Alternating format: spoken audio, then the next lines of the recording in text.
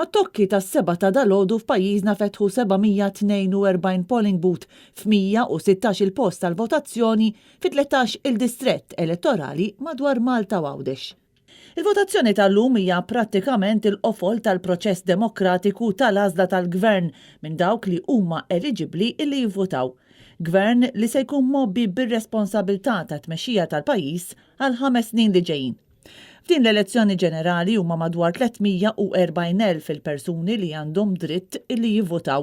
Dan wara li 14,473 persuna baqgħu ma ġabrux id-dokument tal-vot tagħhom. Id-distrett bl-akbar numru ta' votanti huwa it-13 il-distrett, jiġifieri Għawdex, fejn hemm 30,898 votant eligibbli. Id-distrett bl-iżgħar numru ta' votanti huwa l-ewwel distrett, dak li inkorpora il-Belt Valletta, il-Furjana, il-Ħamrun, il-Marsa tal-Pjetà u Santa Venera, b'25,731 votant. Jekk ma jkunx hemm ċirkostanzi straordinarji, il-votazzjoni tagħlaq fl-10 ta' filgħaxija fil-polling booths kollha. Mal-għaluq jibda l-proċess ta' rikonċiljazzjoni fil-postijiet tal-votazzjoni. L-assistenti kummissjonari elettorali f'dan il-proċess jaraw li qablu iċ-ċifri tal-voti midfuqa ma' dokumenti tal-voti miġbura. Kif jintem dan il-proċess imbagħad l-AECs imorru bil-kaxxi tal-voti u d-dokumentazzjoni kollha marbuta mal-proċess elettorali lejn iċ-ċentru tal-att tal-voti. Il-kaxxi kollha mill-polling booths jitwasslu f'dan iċ-ċentru fejn hemmhekk tibda l-fażi l-oħra tal-proċess.